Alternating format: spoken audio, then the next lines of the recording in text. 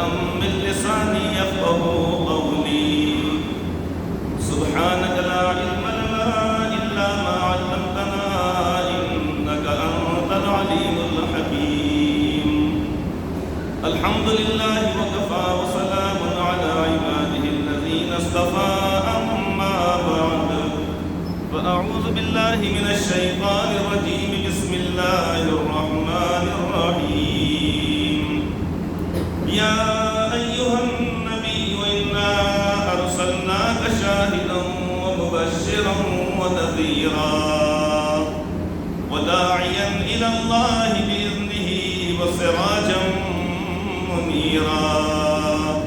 صدق الله العظيم وقال الله تبارك وتعالى وأتموا الحج والعمرة لله بزرگان محترم اور معزز حاضرین کرام، گزشتہ دو جمعہ سے بات ہمارے سامنے حج کے تعلق سے آ رہی تھی کہ اللہ تبارک و تعالیٰ نے ہم پر جس چیز کو لازم فرمایا ہے، جن چیزوں کو لازم فرمایا ہے، ان میں سے ایک حج بھی ہے جو اسلام کا ایک فریضہ ہے۔ نماز، روزہ، زکوٰۃ اور حج، ان چاروں کی ادائیگی ہر مسلمان پر ضروری، لازمی اور فرض ہے۔ کسی مجبوری کے تحت ان فرائض کو یعنی زکوٰۃ اور حج کو مؤخر کر دیا گیا، ورنہ نماز اور روزہ یہ تو ضروری ہے ہی، اور حج بھی ضروری ہے، وہ شرائط جب پائی جائیں گی۔ اس بارے میں گزشتہ تفصیل ہمارے سامنے دو جمعہ میں آ چکی ہے۔ آج ہمارے سامنے وہ بات آئے گی کہ ہم کو سفر حج میں کیا کرنا چاہیے اپنے گھر سے لے کر سفر سے واپس ہونے تک۔ ایک حاجی کو کس طریقے سے ان اوقات کو گزارنا چاہیے، ان اعمال کو کرنا چاہیے، تاکہ ہمارے پاس سامنے جب آئے گی تو جب بھی ہمارے لیے موقع رہے گا اس وقت ہمارے ذہن کے اندر یہ بات رہے گی کہ ہاں اب ہم کو یہ عمل کرنا چاہیے۔ تو سب سے پہلی بات یہ کہ جب ہم نے حج کا ارادہ کر لیا، حج کے لیے ہمارا نمبر بھی لگ چکا، چاہے وہ کمیٹی سے ہو یا کسی پرائیویٹ ٹور وغیرہ سے ہو، تو جانے سے پہلے حقوق اللہ اور حقوق العباد کو پہلے ادا کر دینا چاہیے۔ وہ تو ہمیشہ ہی کرنا چاہیے، لیکن بطور خاص سفر حج میں چونکہ نہیں معلوم کہ انسان کو لوٹ کر آنا نصیب ہو یا نہ ہو، اللہ تعالیٰ نے کیا مقدر فرمایا ہے یہ انسان نہیں جانتا، تو جانے سے پہلے ان لوگوں کا ہمارے ذمہ لینا دینا ہے۔ لینا دینے کا مطلب یہ ہے کہ جو چیز کسی کے اوپر آنی ہے اس کو بھی لکھنا چاہیے، اور جو کسی کو دینا ہے اسے بھی لکھ لینا بلکہ ادا کر دینا چاہیے۔ مثال کے طور پہ لوگوں کا قرض ہے، کرانہ دکان کا ہے، فلاں کا ہے، فلاں کا ہے، شخصی طور پر کسی سے لیا گیا تھا پیسہ، تو جانے سے پہلے دو شکلیں ہیں۔ ایک تو یہ ہے کہ اس کو ادا کر دیا جائے، لو بھائی آپ کا یہ پیسہ، آپ کا پیسہ، آپ کا پیسہ، آپ کا پیسہ، چاہے وہ قرض لیا گیا تھا یا کچھ سامان لیا گیا تھا، تاکہ ہمارے جانے کے بعد لوگوں کے اندر یہ باتیں چلنے نہ پائے کہ دیکھو حج کو گئے اور ساری چیزیں وہ لوگوں کا روپے پیسہ ادا کر کے نہیں گئے۔ ہوٹل میں بیٹھے چائے پیتے ہوئے، اب چائے پی رہے، چائے پیتے پیتے ایک دفعہ سے اور ایک صاحب آ گئے اور ایک آ گئے، اب دونوں کی نہ مل کر اب باتیں کر رہے، باتوں کے اندر یہ بات نہیں کر رہی فلاں صاحب ماشاء اللہ حج کو گئے ایسا ویسا، تب ہوتے ہوتے ایک شخص نے کہہ دیا کہ رہے میرا ان کے اوپر 15,000 روپئے آنے کے تھے، لیکن وہ یہ بھی نہیں کچھ کر بھی نہیں، وہ کہے ارے آپ کے میرے بھی تو ہے، میرے بھی 10,000 باقی ہے، وہ کہے گا میرے پاس سے بھی کچھ پیسے ادھار نکل لیتے۔ اب تینوں مل کر غائبانے میں یہ تبصرہ کر رہے ہیں، یہ چرچا ہو رہا ہے، یہ اچھی بات نہیں ہے۔ لہذا دو شکلیں ہیں، یا تو یہ کہ جانے سے پہلے ان لوگوں کا قرض ادا کر دینا، بلکہ ادا کر دینا چاہیے، اس لیے کہ جب لاکھوں روپیہ جب اس میں خرچ ہو رہا ہے، آج کمیٹی سے بھی اگر جائے گا کوئی شخص کمیٹی سے بھی تو 4 لاکھ روپے سے اپنا ذاتی خرچ ملا کر اس سے کم خرچہ نہیں ہوتا ہے۔ جیسا کہ ہمارے دوست بتا رہے ہیں 2-4 روز پہلے پوچھا کتنا لگ رہا ہے پیسہ، تو بتایا کہ 3,36,000 روپے تو وہ حکومت کے پاس جمع کرا دینا ہے، وہ اس میں قربانی بھی شامل ہے۔ اب 336 کا مطلب یہ ہوگا 37 38 39 40 اور وہ 60 64,000 روپے تو انسان کو وہ ایک شخص کے لیے لازمی ہے ہی، اس لیے کہ حج کمیٹی میں قربانی تو ان کی جانب سے کر لیں گے، وہ اس کا پیسہ لے رہے ہیں، لیکن باقی ذاتی خرچ ہے انسان کا، کسی طریقے کھانا پینا ہے، 30 سے 35 40 روز کا جب وہاں پہ عرصہ ہوگا،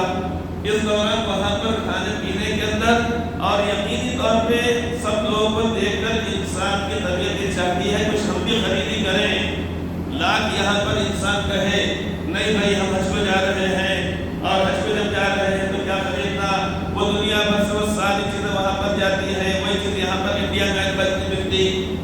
ایسا ویسا، لیکن وہاں پر جب اپنے ساتھیوں کو دیکھا جاتا ہے کمرے میں جب ہم رہتے ہیں رہائش گاہ میں کہ کچھ ساتھیوں نے کچھ اپنے دوستوں نے دے کر کوئی چیز لے کر آئے، اب کچھ اپنے کون سی دکان سے لے کر آئے، یہ کتنے ملے، چلو مجھے بھی دلا دو، مجھے بھی دلا دو، اب آدمی کو شوق ہوتا ہے اور لینے میں کوئی حرج کی بات نہیں، بھلے سے وہ چیز وہاں پر نہ بنتی ہو مکہ مکرمہ مدینہ طیبہ کے اندر، لیکن وہاں کی آب و ہوا اور وہ چیزیں جہاں پر رکھی ہوئی ہے اس پر سے جو ایک یعنی اس طریقے سے روحانی ہوا جو اس کے اوپر سے گزری یا وہاں کی آب و ہوا کے اندر وہ چیز رہی تو یقینی طور پہ یہاں سے جو چیز لے کر وہاں سے لے کر آئیں گے، بھلے سے اس کے اوپر 1 گھنٹہ 2 گھنٹے 1 ہفتہ 4 مہینے اس سامان کے اوپر رکھا ہوا رہنے سے گزرا ہو اور شب و روز تو اس کی برکت یقینی طور پہ ہوتی ہے، اس سے انکار نہیں کیا جا سکتا، یہ نہ کہا جائے بھائی تو بیٹی نہیں کیا ہے، بیٹی چائنا ہے، فلاں ہے، فلاں ہے، یقینی طور پہ وہ چیزیں دنیا بھر سے وہاں پر آتی وہاں سے پھر ہوتی ہے، تو لانے کے اندر برکت کے طور پہ لانے میں کوئی چیز میں کوئی حرج کی بات نہیں، لہذا انسان کا جی چاہتا ہے وہ چیز خریدنے کے لیے، تو 64,000 روپیہ کھانے پینے کے لیے اور اسی طریقے ذاتی خرچ کے لیے کھجور ہے، زمزم ہے، یہ وہ چیز لانے کرنے میں انسان کو دیگر اخراجات کے اندر پیسہ لگ جاتا ہے، جب 4 لاکھ روپیہ دے کر جب ہم کمیٹی سے ہم جا رہے ہیں تو کسی کے 15-20,000 25-50,000 کا بھی انتظام کرنا چاہیے تاکہ غائبانے میں ہمارے تعلق سے ایسی باتیں نہ ہو کہ پیسہ لے کر گئے اور حج کر رہے ہیں پیسہ دیے نہیں، حج ایسا قبول ہوتا کیا، دوسرا جملہ لوگوں کا یہ رہتا ایسا حج کرنے سے قبول ہوتا ہے کیا، ایک بات، دوسری بات یہ کہ اگر زیادہ اگر ہمارے ذمہ اگر کسی کا لینا دینا باقی اگر ہے تو اس کو ان سے پہلے معلوم کر لیا جائے کہ بھائی میں حج کے لیے جا رہا ہوں، اگر آپ کہیں تو میں ادا کر دوں یا کسی کو ذمہ دار بنا دوں، یا اگر آپ راضی اگر ہیں تو میں آنے کے بعد انشاءاللہ تعالیٰ 2-4-6 مہینے میں جو بھی ہم کو یقین ہے کہ جتنے دن ہم ادا کریں گے اتنی مہلت دے کر جانا چاہیے، وہ اگر کہتے ہیں ہاں بھائی بالکل آپ جائیے کوئی حرج کی بات نہیں، اب ایسے شخص سے یقین ہے کہ وہ ہماری غائبانے میں غیبت نہیں کرنے کا، وہ کسی کے سامنے ہمارا ذکر نہیں کرے گا کہ میرے پیسے میں دینا باقی ہے، تو یہ 2 باتیں کہ یا تو دے دیا جائے یا یہ کہ ان سے اطمینان حاصل کر لیا جائے، اس کے علاوہ جو بہنوں کا جو ہمارے ذمہ جو حق ہے اپنے والد یا والدہ کی جائیداد کے اندر درگاہ ہے ابھی تقسیم نہیں کیا گیا، کریں گے کریں گے کریں گے کریں گے، اب یہاں تک کہ حج کو جانے کا موقع آ گیا، اب بہنوں کا حصہ ہم نے دیا نہیں، یہ اسی طریقے سے ہم با اختیار تھے، ہم نے بٹوارا اس کا کیا نہیں، یا یہ کہ بہنوں کا حصہ، یتیم بچوں کا حصہ، چھوٹے بھائیوں کا حصہ اگر قسم کر لیں گے اگر تو یاد رکھنا چاہیے کہ ایسا حج اللہ تعالیٰ کے پاس قبول نہیں، حدیث پاک میں یہ بات بتائی گئی ہے کہ جب حاجی جب احرام باندھتا ہے اور کہتا ہے لبیک اللہم لبیک لبیک لا شریک لک لبیک ان الحمد والنعمت لک والملک لا شریک لک، تو اس کے ساتھ ساری کی ساری چیزیں بھی لبیک کہتی ہیں اور بیت سے اس کو آواز لگائی جاتی ہے اور کہا جاتا ہے تیرا کھانا بھی حلال، تیرا پینا بھی حلال اور تیری روزی بھی حلال اور تیرا لباس بھی حلال اور تیرا توشہ بھی حلال، لہذا تیرا یہ حج قبول ہے یہ کہا جاتا ہے، اور جب کوئی شخص اگر حرام روزی روپیہ پیسہ حرام طریقے سے کمایا گیا اگر اس کے ذریعے سے اگر حج پہ جاتا ہے تو یہ کہا جاتا ہے جب کہتا ہے لبیک اللہم لبیک تو اس سے کہا جاتا ہے لا لبیک ولا سعدیک، تیری لبیک قبول نہیں اور میرا حج بھی مقبول نہیں، تو یہ پیسے جو حرام کمائی سے اگر ہوں گے یا لوگوں کا قسم کر لیں گے اگر نہیں لیں گے اگر تو پھر ایسا حج کرنے سے ظاہری طور پر تو لوگوں کو معلوم ہوگا فلاں صاحب حج کو گئے حج سے آئے فلاں فلاں فلاں، لیکن اللہ تبارک و تعالیٰ کے پاس حج مقبول اگر نہیں تو کیسے بڑی بدنصیبی نصیبی اور محرومی کی بات ہے. اس لیے جانے سے پہلے حقوق العباد جو ہیں ان کو ادا کر دینا. مالی طور پہ اگر ہیں بہنوں کا حصہ، لو آپ کا یہ حصہ ہے، آپ کا حصہ، آپ کا حصہ. والد صاحب کا انتقال ہوا، اب اس کے بعد ترکے میں سے ان کا جو کچھ تھا، ہم لوگ اتنے شرعی اعتبار سے وارثین ہیں، لہذا ان کا اتنا تمام ان کا وہ ادا کر دینا چاہیے. وہاں پر یہ نہ کہا جائے کہ آنے کے بعد بٹوارا کریں گے، آنے کے بعد تو آدمی شیر بن جاتا. یاد رکھیے، اس لیے کہ جانے سے پہلے دل نرم ہوتا. مر گیا تو میں کیسا ہوتا، مر گیا تو کیسا ہوں گا. دل کے کونے میں ڈر خوف رہتا ہے انسان کے. جاتے وقت کی کیفیت الگ ہوتی ہے، جہاز میں کیفیت الگ ہوتی ہے. جاتے وقت احرام باندھا ہوا ہے، لبیک اللہم لبیک لبیک لا شریک لک لبیک. اب وہ ساری چیزیں کیسے ہوتی ہیں حاجی کے دل کے اوپر، کیونکہ وہ دل میں خیال ہوتا ہے 5 دن کیسے گزریں گے، اس کے اندر یہ عمل کرنا، یہ عمل کرنا، 20 بچوں کو چھوڑ کر ہم جا رہے ہیں. لہذا انسان کے دل کی کیفیت نرمی کا معاملہ الگ ہوتا ہے جاتے وقت. اور واپسی میں آتے وقت جو کہ احرام اتر چکا ہے،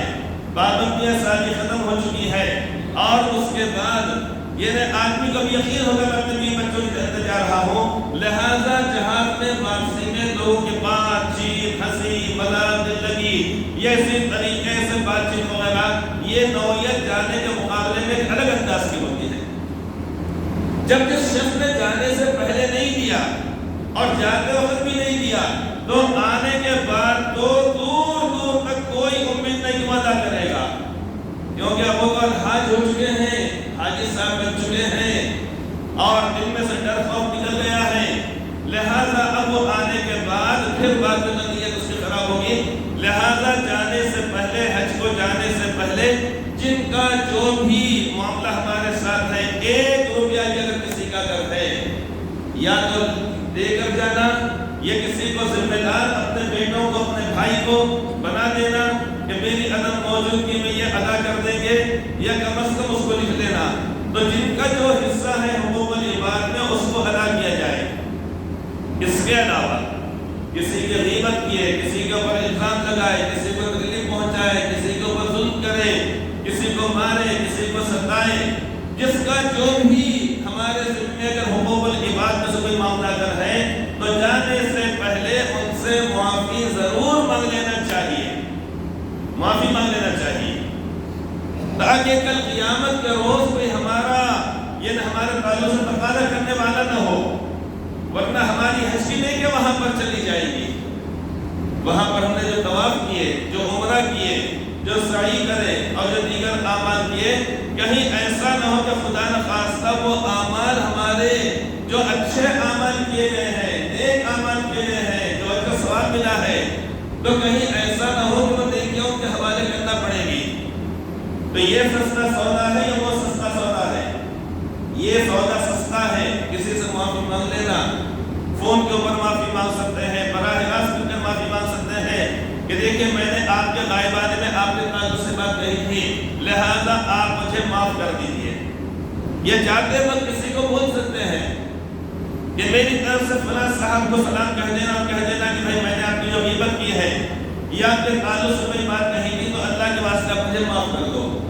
کوئی بھی شکل ہو سکتی ہے. بہرحال معافی مانگ لینا چاہیے.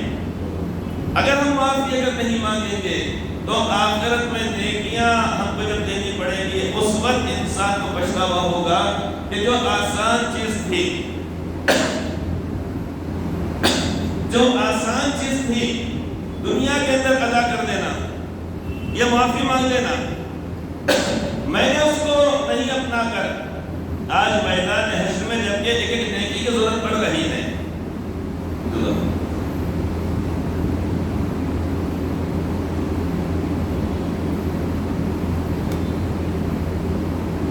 آج جب کہ ہم کو ایک ایک نیکی کی ضرورت پڑ رہی ہے،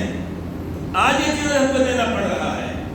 وہ سودا بڑا مہنگا سودا رہے گا. اس لیے حاجی صاحبان نے چاہے وہ اس سال جا رہے ہوں یا آئندہ ہم جب بھی جائیں گے انشاءاللہ تعالی، اللہ تعالیٰ سب مبارکباد جانے نصیب فرمائے، تو اس وقت جانے سے پہلے اس چیز کو ذہن کے اندر رکھا جائے اور معافی تلافی حقوق العباد میں سے یہ ہے معافی تلافی. جن جن سے ہمارے تعلقات خراب تھے، یا جن کی ہم نے غیبت کیے، یا جن سے لڑائی جھگڑا ہو گیا تھا، وہ معافی تلافی. اور مالی اعتبار سے اگر کسی کی اگر کوئی جو ہمارے ذمہ باقی ہے، کسی کے کھیت پہ قبضہ کرے، کسی کی دکان پہ قبضہ کرے، کسی کے مکان پہ قبضہ کرے، کسی کی جائیداد پہ قبضہ کرے، لہذا اس کو ادا کر دینا چاہیے. تبھی جا کر وہاں پر یہ کہا جائے گا لبیک اللہم لبیک کے جواب میں کہ تیرے لبیک بھی قبول ہے اور میرا حج بھی مقبول ہے، قبول ہے. اب یہ چیزیں جانے سے پہلے ہم نے ان تمام چیزوں کو اپنانا، اپنے اپنے طور پہ جائزہ لینا چاہیے. کسی کا روپیہ پیسہ اگر ہمارے ذمہ باقی نہیں اگر ہے اور ہم نے سوچنا دماغ کے اوپر ڈالنا کسی سے کبھی لیے پھر بھی اگر آ رہا ہے یاد نہیں ہے کسی سے، تو کوشش یہ کرنا چاہیے کہ 1500 روپیے صدقہ کر دینا. یہ نیت کر لینا کہ یا اللہ میں نے اگر کسی کا کوئی اگر روپیہ پیسہ لیا ہوگا، وہ شخص تقاضا نہیں کر رہا ہے، یاد نہیں دلا رہا ہے، مجھے باوجود دماغ میں بات ڈالنے کی یاد نہیں آ رہا ہے، تو یا اللہ یہ 1000 روپیے، 2000 روپیے، 500 روپیے، 100 روپیے میں صدقہ اس نیت سے کرتا ہوں کہ اگر میرے ذمہ کسی کا باقی اگر ہے، یہ صدقہ اس شخص کی یوموں کی جانب سے ہے، یا اللہ آپ اس کا ثواب ان کو عطا فرما دیجیے. یہ شکل ہمارے پاس دکھاوا بھی نہیں ہے، کوئی یاد بھی نہیں دلا رہا ہے، اور باوجود اس کے کہ ہم کوشش کرنے یاد نہیں بھی آ رہا ہے، تو احتیاط اسی میں ہے کہ 1500 روپیے صدقہ کر دیے جائیں. اگر کسی کا سنا اگر ہمارے باقی اگر رہ گیا ہوگا، اب یہ پیسہ ہمارا صدقہ کرنا اس شخص کی جانب سے ہوگا، اسے ثواب مل جائے گا. اور فرض کیجئے کہ کسی کا واقعہ 1 روپیہ بھی اگر نہیں اگر ہے، اللہ کا شکر ہے، تو یہ ہمارا صدقہ کرنا یہ ہمارے نامہ اعمال کے اندر لے دیا جائے گا. دونوں صورتوں میں ہم فائدے میں رہنے والے ہیں. اگر ہم نے ادا کر دیا کسی کی جانب سے اور ہمارے ذمہ رہ گیا تھا تو وہ ثواب کو مل جائے گا، ہم آخرت کی پکڑ سے ہم بچ جائیں گے، یہ فائدہ ہمارا. اور اگر باقی اگر نہیں ہے، احتیاط اگر ہم نے کر لیا اگر ہے، تو اس صورت میں یہ 1500 یہ جو بھی ہم رقم صدقہ کریں گے وہ ہمارے نامہ اعمال کے اندر لکھی جائے گی، اور وہ سارا ثواب ہم کو قیامت کا انشاءاللہ تعالی مل جائے گا. اس بات کو ذہن میں رکھنا تمام ان حضرات کے لیے جو حج کو جا رہے ہیں یہ ذمہ ہے، ضروری ہے. ورنہ لوگ یہ کہیں گے کہ ہاں اس کا لیے اس کا لیے اس کا لیے، بلی ہے تو 100 چوہے کھا کے حج کو جا رہی ہے. ایک کہاوت ہے نا، یہ بلی کیا کر رہی ہے، 100 چوہے کھا کے، پہلے چوہا کھائی، یہ کھائی، وہ کھائی، وہ کھائی، وہ کھائی، وہ کھائی، اب اس کو سنا نہیں حج کو جانے کی. یہ کہاوت ہے، مطلب یہ کہ سب کا سمیٹ لیے اور جا رہے اللہ تعالیٰ کی بارگاہ میں. تو اللہ تعالیٰ کے پاس تو وہاں پر تو یہ دیکھا جائے گا کہ جو میری بارگاہ میں آ رہا ہے کیا اس کے ذمہ کسی کا کچھ باقی ہے. ہاں اگر حقوق اللہ اگر باقی اگر ہے، اگر ان کے تعلق نمازوں سے ہے، روزوں سے ہے، فرض ان کو تو زندگی میں ادا کر دینا. لیکن باقی اگر کسی چیز کا تعلق اگر حقوق اللہ سے ہے تو اللہ تعالیٰ تو غفور رحیم ہے. نبی عبادی انی انا الغفور الرحیم، آپ میرے بندوں کو بتا دیں کہ میں بہت زیادہ بخشنے والا اور معاف کرنے والا اور مہربانی کرنے والا ہوں. اللہ تعالیٰ تو بے نیاز ہے. واللہ الغنی وانتم الفقراء، اللہ تعالیٰ بے نیاز ہے اور تم ضرورت مند ہو، تم محتاج ہو. اس لیے جتنے بھی حقوق العباد ہمارے ذمہ باقی ہیں، چاہے وہ مالی اعتبار سے ہو یا قولی اعتبار سے ہو، ان کو ادا کر دینا چاہیے. اب جب جائیں گے تو جانے سے پہلے جتنی ضروریات کی چیزیں ہم کو سفر میں لگنے والی ہیں، یہاں تک کہ ناخن تراش، یہاں پر کتنی قیمت ہے اس کی؟ 30 روپے سے لے کر 50 روپے تک اچھے سے اچھا آپ کو تراش مل جائے گا. اب یہ ناخن تراش چھوٹی سی چیز ہے، اس کو بھی سامان سفر میں رکھنا چاہیے. جو چیزیں رکھنے والی ہیں، ہر چیز اپنی پلیٹ، اپنا چمچہ، اپنی پیالی، اپنا کٹورا، یہ اسی طریقے سے سر کو لگانے کے لیے کھوپڑے کے تیل کی شیشی وغیرہ جو بھی ہم کو رکھنے والی جو ہمارے معمولات میں شامل ہیں، ناخن تراش تک وہ تمام چیزوں کو یہاں پہ رکھنا. وہاں پر جانے کے بعد کم سے کم ان چیزوں میں خریدنے کی نوبت آئے یہاں پر ملے گا 50 روپے میں، اور وہاں پر 8-10 ریال ملے گا. 1 ریال کی قیمت اگر 20 روپے کا مطلب یہ سمجھ جائے اگر، تو وہاں پر 10-12-13 ریال میں ملتا تو فوری طور پہ ہمارے ذہن میں بات آتی، ارے یہ تو انڈیا میں 30 روپے ملتا، یہاں تو 150 روپے میں آ رہا ہے. جیسا حاجی جیسا وہاں پہ چائے نہیں پیتا جلدی سے، نہیں بھائی اپنے پاس ہے نا کمرے میں انتظام ہے، باہر طبیعت چائے کبھی نہیں پیتا، پیتا بھی نہیں پلاتا بھی نہیں، کیونکہ 3 ریال میں چائے ہے. اب 3 ریال کا مطلب ہے 36 روپے ہے، اس کو تو 60 روپے کم سے کم یا 75 روپے. اب آدمی سوچتا ہے ارے گرین میں گلبرگ میں ادھر ادھر کہیں بھی چائے پیو نادر میں 7 روپے میں چائے پینے والی، چائے چودھری کی چائے پیو تاکہ پہ جا کے ہم نے 7 روپے لے لی. اب آدمی بغیر ویزے کے، بغیر ٹکٹ کے اور بغیر کسی چیز کے اپنے ملک کو انڈیا میں آ جاتا. ارے وہاں تو 7 روپے میں چائے ملتی ہے، 75 روپے میں ایک چائے، وہ بھی یوں کھولو اور پھر پیتے بیٹھو.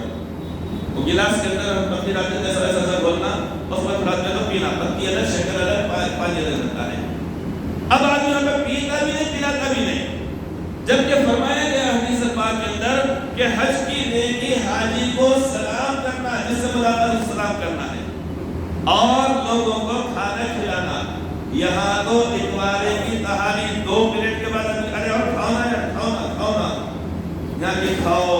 ناکے کی کھاؤ، اسٹیشن کی کھاؤ، بڑے زیادہ کھلاتا. لیکن وہاں پر جلدی آدمی نہیں کھلاتا، کھانا بھی نہیں، کھلاتا بھی نہیں.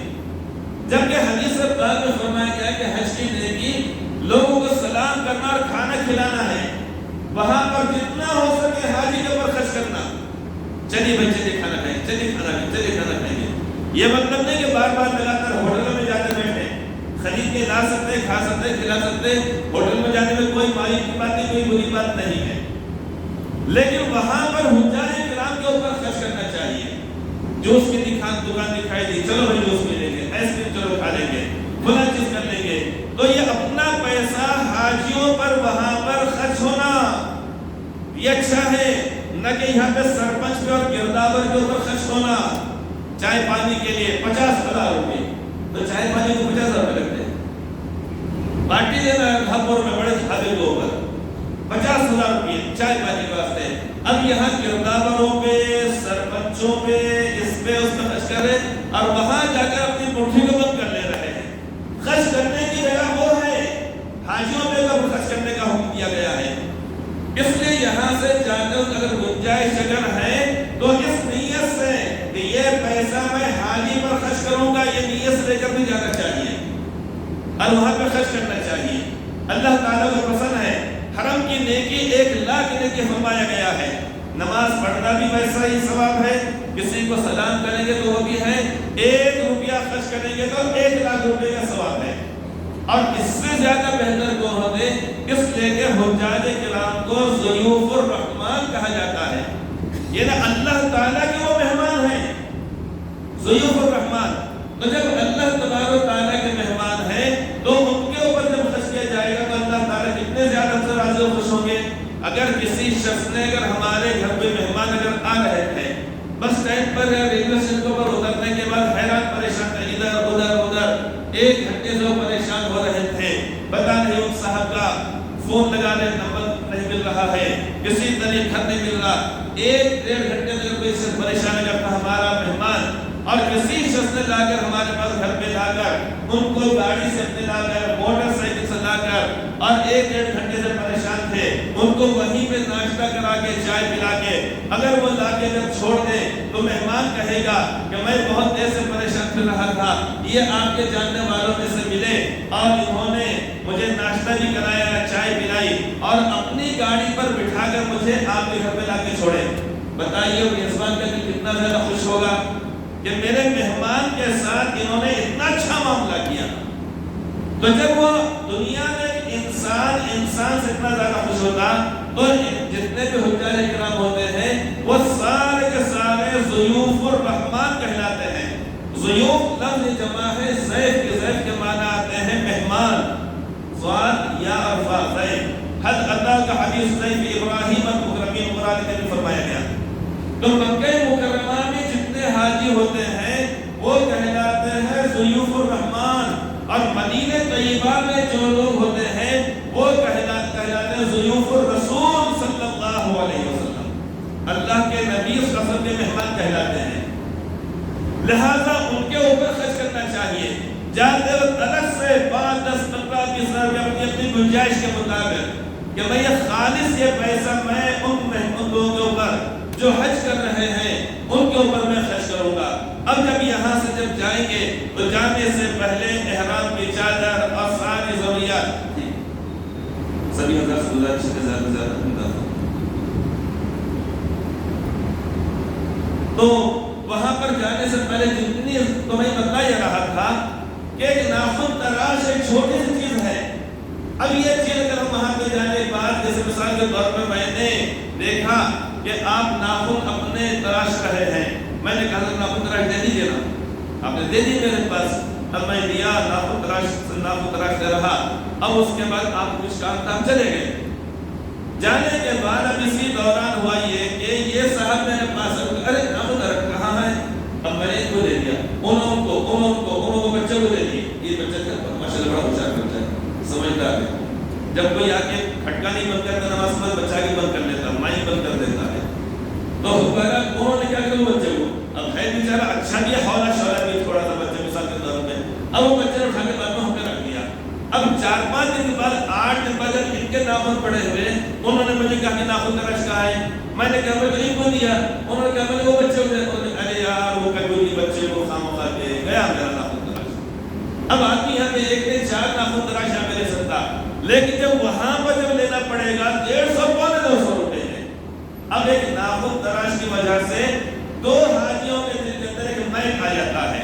میں کہوں گا کہ ناخن تراش کیا بات تھی، آپ خامخواہ ناراض ہوئے، ایسی کون سی بڑی بات تھی، 20-35 کا آتا ہے، آپ کہیں گے بھائی انڈیا میں اندر 20-35 کا، یہاں 150 روپے آتا ہے نا۔ تو ایک چھوٹی چھوٹی جو چیزیں ہوتی وہ کبھی بھی کسی سے حاجیوں سے وہاں پر مانگنے کی نوبت نہیں آنا چاہیے۔ ہو سکے اگر اللہ نے اتنا حوصلہ دیا ہے توفیق اگر ہو تو اب یہ چھوٹی موٹی 2 چیزیں لے کر جائیں، ایک اپنے لیے جس کو چھپا کر رکھے کسی کو بتائے ہی نہیں، اور دوسری ایک عام لوگوں کے لیے کس اچھا آپ کو چاہیے لے لو، آپ کو چاہیے لے لو، آپ کو چاہیے لے لو، اس کے بعد آگے یہاں پہ رکھ دو، جن کو چاہیے وہ لے لینا۔ اگر حوصلہ اگر ہے اپنے اندر اللہ نے دیا تو ایسے چھوٹی موٹی چیزیں صابن ایک سے زائد اور چھوٹی موٹی چیزیں جتنی بھی ہو سکتی ہے زیادہ لے کر جانا چاہیے۔ ایک بات، جانے سے پہلے یہاں پر نماز پڑھ کر اللہ رب العزت سے دعا کر کے یا اللہ یہ میرا سفر آپ کی بارگاہ میں مقبول ہو جائے، اس کے اندر آسانی ہو جائے، اور یہ نیت کر کے یہاں سے اور 1 سے 2 سے 3 احرام زائد لے کر جانا، ہو سکتا ہے کہ ضرورت پیش آ جائے، لہذا سامان سفر جتنا ضروری ہے اتنا لے لینا چاہیے، لیکن اتنا بھی زیادہ نہ لیا جائے کہ واپسی میں آتے وقت چھوڑ کے بھی آنے کو جی نہیں چاہتا اور بوجھا اٹھانے کو مشکل ہو جاتی ہے، اتنا بھی نہیں لینا چاہیے۔ اس واسطے کہ آج کل جہاں پر جو قیام ہو رہا ہے ان ہوٹلوں میں، ہوٹل میں ایسی ہوٹل نہیں ہے کہ ہمارے پاس کھائے پی چلے گئے، ہوٹل کہا جاتا ہے وہاں پر اس کو جو لاش کی جو قسم کی ہوتی ہے اس کو کہا جاتا ہے ہوٹل، وہاں پہ کہا جاتا ہے، وہاں پر سارے انتظامات ہوتے ہیں، اوڑھنے کے لیے انتظام ہوتا ہے، شاندار قسم کی رنگیں ہوتی ہیں، تکیہ ہوتا ہے، بستر ہوتا ہے۔ جب ہم مینا کے اندر جاتے ہیں 5 دن کے لیے تو وہاں پر بھی انتظام رہتا ہے، جب وہاں پر ہم مدینہ طیبہ جاتے ہیں تو سب جگہ ہوتا ہے،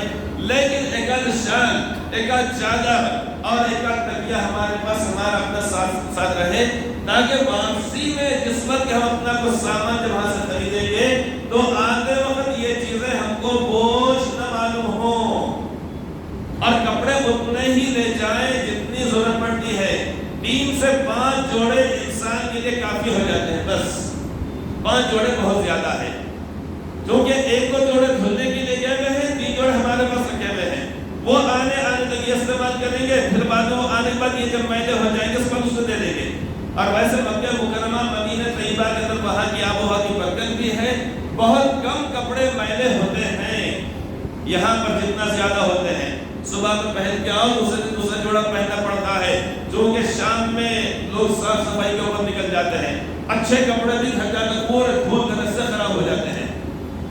تو یہاں کی طرح نہیں ہے، بلکہ وہاں پر کپڑے ہمارے صاف ستھرے رہتے ہیں، لہذا اتنی ہی چیزیں سامان سفر کے دور میں اندر رکھنا چاہیے،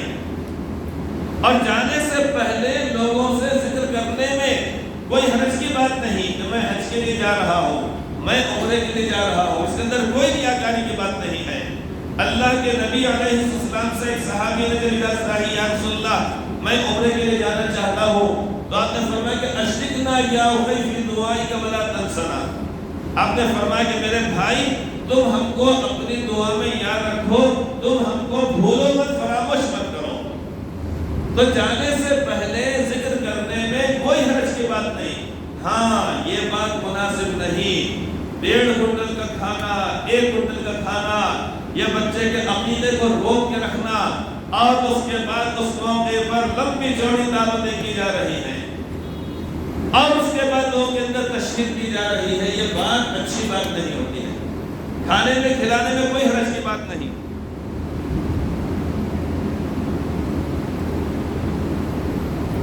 کھانے میں کھلانے میں کوئی حرج کی بات نہیں، لیکن یہ جو 1 کنٹل کا جو کھانا کھلایا جا رہا ہے، یہ پیسے پورے بچا کے رکھیں، وہاں پہ حاجی پر خرچ کریے نا۔ آگے بات سمجھ میں، وہاں پر حرم کی نیکی 1 لاکھ نیکی ہے، وہاں کی جو نیکی ہے، یہ جو یہاں پر جو 50,000 روپے 40,000 ہم جو خرچ کر رہے ہیں، اب نزدیک کے لوگ کھلا دینے کے اندر کوئی حرج کی بات نہیں، مختصر سے خاندان کے لوگوں کے اندر۔ اب باقی پیسہ ہمارا وہاں پر مکہ مکرمہ مدینہ طیبہ کے اندر وہ حجاج کرام کے اوپر خرچ کیا جائے۔ وہ جو لوگ صفائی کرتے ہیں، خدمت کرتے ہیں، جن کو بڑی امید ہوتی ہے حجاج کرام سے، ان کو ریال کی شکل میں دے دیا جائے۔ وہاں کی نیکی بہت زیادہ نیکی والا اجر و ثواب رکھتا ہے۔ لہذا جانے سے پہلے ساری ضروریات کی چیزیں رکھ لینا چاہیے، اور ساری چیزوں کو سیکھ کر جایا جائے۔ سیکھ کر فضا کے اندر کوئی پائلٹ نہیں بنتا کہ کبھی پہلے اس کی مشق کرنا پڑے گا، اس کو سیکھنا پڑے گا باقاعدہ کورس۔ کار لے کے کوئی شخص نکل گیا اور اس پر سڑک پر دوڑانے لگے تو خود بھی مرے گا، دوسروں کو بھی مارے گا، وہ مارے گا نہیں مارے گا؟ تو کار کے لیے سیکھنا پڑے گا، موٹر سائیکل سیکھنا پڑے گا، ٹرک چلانا ہے سیکھنا پڑے گا،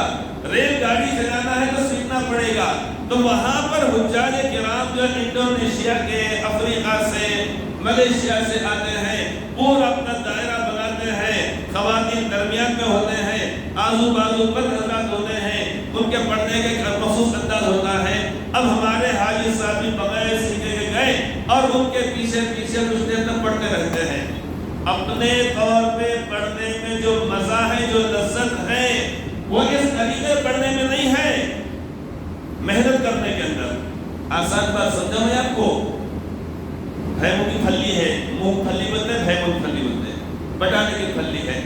رکھی ہوئی یہ سب کے ساتھ رکھ دی جائے، اب اس کے بعد محنت کرے آدمی، اس کو پھوڑے، اس کو چھلے، بعد کھائے، اس کی لذت نکال ہوتی ہے۔ اور اگر کسی نے لا کے بہت سارے پھلی کے بیج، بٹانے کی پھلی کے بیج لا کے رکھ دیا، دے دیا، لے کھانے مزہ یقیناً آئے گا، لیکن ان دونوں کے اندر زمین و آسمان کا فرق رہے گا، ہوگا نہیں ہوگا؟ محنت کر کے جو چیز کھائی جاتی ہے اس کا مزہ، اس کا ذائقہ کچھ اور ہوتا ہے۔ لہذا جانے سے پہلے ان دعاؤں وغیرہ کو سیکھا جائے، تمام دعاؤں کو، چھوٹی چھوٹی دعائیں ہیں، کوئی لمبی چوڑی دعائیں نہیں ہیں۔ اور جب ہم سیکھ لیں گے، اب جب بیت اللہ شریف جب سامنے ہوگا اور اس وقت ہم یہ نیت کریں گے کہ اللہم انی ارید طواف بیتک 7 اشواط فیسرھا لی وتقبلھا منی، یا اللہ میں نے آپ کے اس مبارک گھر کا طواف کرنے کا میں نے ارادہ کیا ہے، 7 چکر لگانے کا میں نے ارادہ کیا ہے، یا اللہ آپ میرے اس کو آسان کر دیجیے اور قبول فرما لیجیے۔ اب یہ سیکھ کر ہم گئے،